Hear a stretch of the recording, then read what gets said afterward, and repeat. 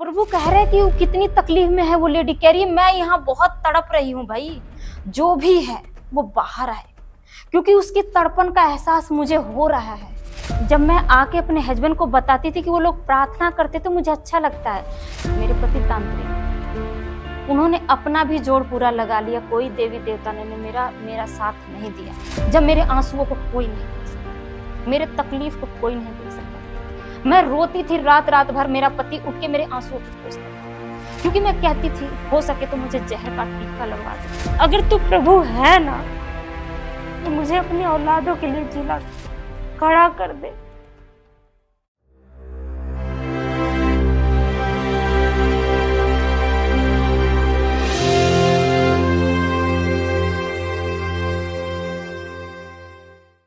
सबको जय मसीह की। मैं हरियाणा से हूँ और मेरा नाम शीला है और मैं परमेश्वर के बारे में बताना चाहती हूँ कि परमेश्वर ने मेरे जीवन में कैसा कार्य किया और मैं कहाँ से खुदा ने मुझे कहाँ तक पहुँचाया है। क्योंकि जिसने मुझे जीवन दिया ना, मैं उसके बारे में बोलने का हक है और अधिकार भी है मेरे पास। मेरी कहानी स्टार्ट होती है जब मैं आज से 6-7 साल पहले, जब मैं काफ़ी हताश और बीमार थी। और जो मेरी स्टार्टिंग है, जो फर्स्ट, सेकंड और थर्ड है, जो मेरी रीढ़ की हड्डी जहाँ से स्टार्टिंग होती है, वो तीनों की तीनों खराब हो चुकी थी और उनमें इतनी स्वेलिंग आ गई थी कि मुझे बहुत तकलीफ होती थी। मैं 2 कदम चल के तीसरे कदम पे एक जैसा छोटा बेबी चलते हुए गिर जाता है, मैं वैसे गिरने वाली हो जाती थी। फिर मुझे कहीं ना कहीं लगा कि अब मुझे बैठ जाना चाहिए, मैं बैठ गई। उसके बाद जब मेरा एक्सरा हुआ तो मुझे पता चला कि मेरी रीढ़ की हड्डी में प्रॉब्लम आ चुकी है। और हमने जब डॉक्टरों से बात करी तो डॉक्टरों ने, यहाँ सबसे बड़ा हॉस्पिटल है पीजीआई के डॉक्टर थे, वो जो अपना क्लिनिक खोल के बैठे हुए हैं। वहां पे जब हमने बात किया तो डॉक्टर ने कहा कि आपका 1 लाख रुपए में हम, कम से कम 1 लाख रुपए में हम आपका इलाज कर देंगे। तो वहां हमें तसल्ली नहीं हुई, क्योंकि 1 लाख रुपए हमारे लिए बहुत मायने रखता था, क्योंकि मेरे हस्बैंड की पगार ही एक दिन की 100 रुपए थी। तो हमारे लिए 1 लाख रुपए बहुत मायने रखता था, क्योंकि मेरे पास 2 बच्चे भी थे, उनको भी पालन पोषण करना, और घर हम रेंट पे रहते हैं। तो वहां पे मुझे बहुत मुश्किल है। पर मेरे हस्बैंड ने कहा कि मैं तुम्हारा फिर भी इलाज कराऊंगा, इसलिए कराऊंगा क्योंकि मुझे तुम में सही सलामत करना है। फिर हमने, यहाँ तक की बात हुई कि मेरे सारे जेवर भी बेच दिया जाएगा, यहाँ तक कि मेरे मंगलसूत्र की बात आ गई। क्योंकि हमारा क्या है कि एक मंगलसूत्र बहुत कीमती होता है जब तक हस्बैंड जिंदा रहता है। पर फिर भी इन्होंने कहा कि ये भी तुम्हें देना पड़ेगा, मैंने वो भी दे दिया। डॉक्टर ने कहा ठीक है, तय भी हो गया कि हम ऑपरेशन कर देंगे। पर कहीं ना कहीं हमारे दिमाग में ये बात आई कि एक बार हमें एडवाइस लेना चाहिए, डॉक्टर से बात करना चाहिए, क्योंकि जिस चीज के बारे में पता ना हो ना, उस चीज को पूछना बहुत ज्यादा उत्तम होता है। फिर हमने बात किया, 1500 रुपए भरा, काउंटर पे जमा किया कि हमें सिर्फ डॉक्टर से बात करना है, कोई दवाई नहीं लिखवाना है, कोई हमें मेडिकल के बारे में नहीं बात करना है, हमें सिर्फ हालात के बारे में बात करना है। हम गए, डॉक्टर से मिले, डॉक्टर ने हमें एक एडवाइस दी। इन्होंने, मेरे हस्बैंड ने पूछा कि अगर मैं ऑपरेशन कराता हूँ अपनी वाइफ का तो क्या ये चल फिर पाएगी, क्योंकि अभी तो मैं वॉशरूम वगैरह खुद ले जा सकता हूँ और लेके आता हूँ। क्योंकि मेरे हालात ऐसे थे ना कि मुझे 2 हाथ करके करवट भी देनी पड़ती थी, मैं अपने आप करवट बिल्कुल भी नहीं ले सकती थी। हर आधे घंटे में मुझे करवट देनी होती थी, अगर नहीं ले देते थे तो मैं तड़प जाती, क्योंकि मेरे एक ही एंगल में पड़े पड़े मेरी बॉडी और तकलीफ मुझे देती थी और मैं तड़प जाती थी। जैसे एक औरत डिलीवरी के टाइम पे जितना दर्द रहता है ना, उतना दर्द उस वक्त मुझे था। अगर मेरे अंग को, बॉडी को काट भी दिया जाए ना, तो उस वक्त मुझे टीके की जरूरत नहीं पड़ती, क्योंकि मेरे ऑलरेडी दर्द ने मेरे दिमाग को उतना सुन कर रखा था और मैं तड़प रही थी बहुत बुरी तरीके से। मेरे तड़पन ने, मेरे हस्बैंड ने देखा कि सब चीज हम बेच देंगे, तुम्हारे जो जेवर वगैरह है सब चीज, क्योंकि हम पीछे से इतने अमीर नहीं हैं। जितना भी जो भी था हम करने के लिए तैयार थे। डॉक्टर ने हमें ये एडवाइस दी कि अगर हम ऑपरेशन करके कट लगा के वहां से इंजेक्शन देके उसमें से हम पानी निकालते हैं अगर, तो हो सकता है ये पैरालाइज हो जाएंगे, क्योंकि ये नस की बात है और नस इतनी बारीक बारीक होती हैं कि खुली आंखों से वो दिखती भी नहीं है। डॉक्टर को भी अगर ऑपरेशन करना होता है तो चश्मा वगैरह या कोई मशीन लगानी होती है डॉक्टर को। तो वहां पे डॉक्टर ने कहा कि हो सकता है कि पैरालाइज हो जाएंगे और व्हील चेयर पे आ जाएंगे। तो हमारा हाफ मतलब है, इरादा लगा के चलो, आइडिया लगा के चलो कि हाफ हो सकता है। इन्होंने कहा कोई बात नहीं, हमने आपसे हाथ जोड़ा, इन्होंने कहा हमने आपसे एडवाइस मांग लिया, आपने एडवाइस दे दिया, हम इतने में संतुष्ट हैं। वहां से मुझे हस्बैंड मेरे को लेके चले आए, इन्होंने घर पे रख दिया। फिर किसी ने कुछ दिनों बाद किसी ने कहा कि थोड़ी दूर पे थेरेपी देते हैं वो लोग, आप वहां पे जाओ, थेरेपी ले लो। हमने कहा ठीक है। वहां पे जाने के बाद पता चला कि वो परमेश्वर के लोग हैं। तो मुझे परमेश्वर के लोगों से ना घिन थी, नफरत थी कि हो सकता है वो लोग मेरा धर्म बदल देंगे, क्योंकि जो हमारे दिमाग में लोगों ने भर रखा था ना, हम उन लोगों को बहुत गलत तरीके से देखते थे, गलत सोचते थे, जो कि हैं वो भी इंसान, पर फिर भी हमारे दिमाग में वो पौलुस वाली बातें थी। तो वहां लेकर गए, उन्होंने मुझे लिटाया और जब वो मेरे दर्द, जब मशीन रोलर था, थेरेपी जिस पे होती थी मशीन था, उस पे लिटा दे। जब नंबर वाइज रोलर चलता था ना, तो जहां जहां रोलर चलता था मेरी रीढ़ की हड्डी उठती थी और उतना ही तड़पन होती थी मुझे, उतना ही मैं चिल्लाती थी। पर वो लोग क्या करते थे, मेरे सर पे हाथ रखकर प्रार्थना करते थे कि प्रभु इसके दर्द को छू, इसके शरीर को छू, क्योंकि वो उनका कहने का एक ही चीज था कि क्योंकि खुदा तूने भी इसी को बनाया है और अपने मांस और लहू से इसे भी तूने बना के तृप्त किया और इसको अपने खून से खरीदा है प्रभु, क्योंकि स्वतंत्र तूने सभी को किया और मेरे को भी किया है। तो मैं कहती थी ये लोग ना कुछ मंत्र पढ़ते हैं जिससे मेरी तकलीफ जो होती है आधी हो जाती है। फिर वहां से मैं ऐसे आना जाना रहा, पर 1-2 महीने के बाद मुझे उन लोगों की आदत पड़ गई, क्योंकि जब वो प्रार्थनाएं करते थे ना, मुझे अच्छा लगता था उनकी प्रार्थनाओं में और आनंद आता था। पहले मैं जलती थी उन लोगों से, पर मुझे सुकून मिलने लगा। जैसे एक दवाई से शरीर को, बॉडी को आराम मिलने लगता है तो हम उस दवाई की तरफ भागने लग जाते हैं, वैसे ही मुझे उन लोगों की प्रार्थनाओं को आराम मिलने लगा था।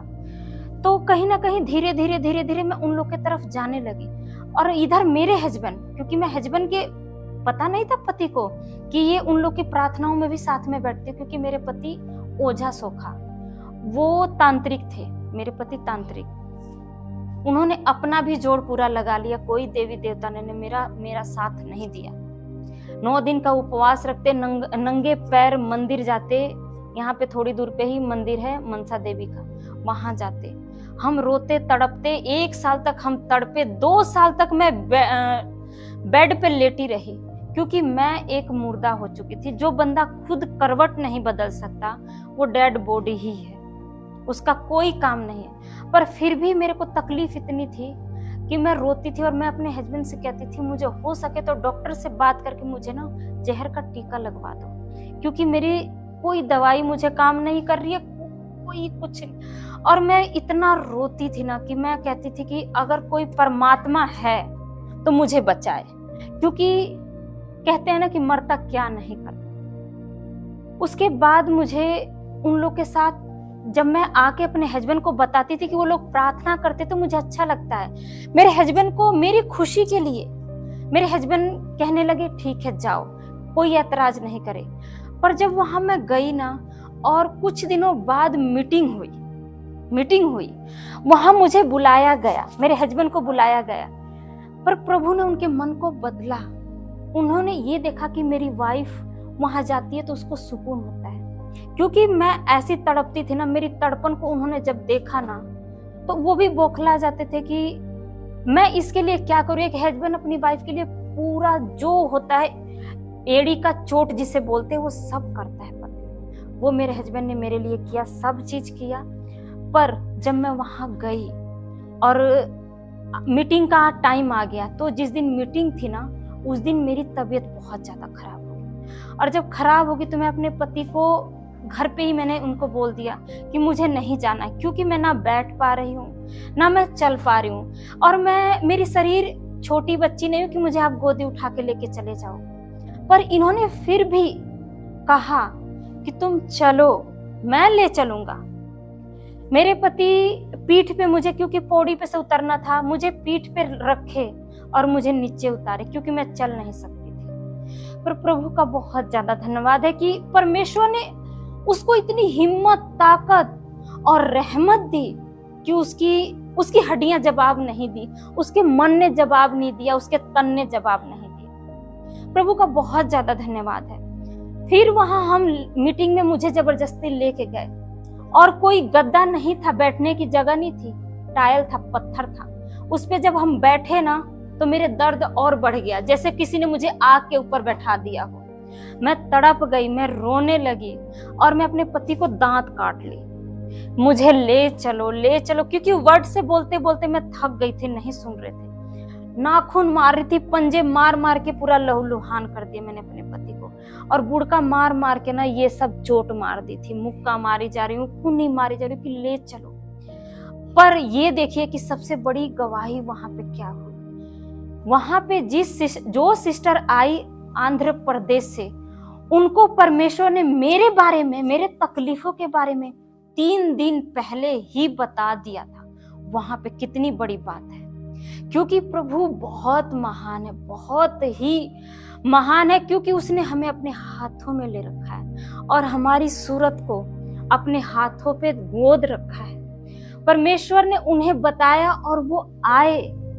और हम कहीं नई जगह जाते हैं ना तो सबसे पहले हम वहाँ के माहौल को देखना पसंद करते हैं, यहाँ क्या नई चीज है, क्या घूमने का प्ले है, क्या।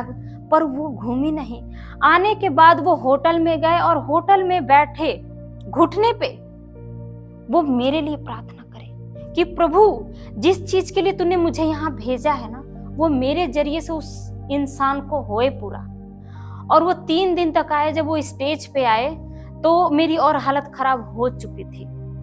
मैंने कहा देखो तुम्हें बैठना तुम बैठो, मेरे को बैठा नहीं जा रहा है, मेरे को पैर, जो लोग जहां पैर रखे थे मुझे यहाँ लिटा दो, क्योंकि अब ये शरीर ना हिम्मत खत्म कर रही है। जब इंसान का बुरा वक्त चालू होता है ना तो हर कोई छोड़ देता है। मेरे भी अपनों ने मुझे छोड़ा, जिन्होंने मुझे पैदा किया वो मेरे पास नहीं आए, सबने मुझे त्याग दिया, मेरे खुद के माँ बाप ने, भाई बहन ने, सब ने। पर उस परमेश्वर का धन्यवाद है कि जो जोड़ी बना के ऊपर से भेजता है ना, उसने मुझे नहीं छोड़ा। वो हर वक्त मेरे कदम से कदम, अपने कदम से कदम मुझे मिला के चलने पे मजबूर करता था। वो उसका कहीं ना कहीं विश्वास था कि जो मुझे यहाँ तक लेकर आया है ना, वो कुछ ना कुछ तो करेगा। और वहां पे उस लेडीज ने बुलाया, जब कहा कि यहाँ पे कोई है जिसका दर्द, और वो सबसे बड़ी बात है कि जो मेरे को दर्द है आपको वो दर्द का पता चले, बहुत बड़ी बात है।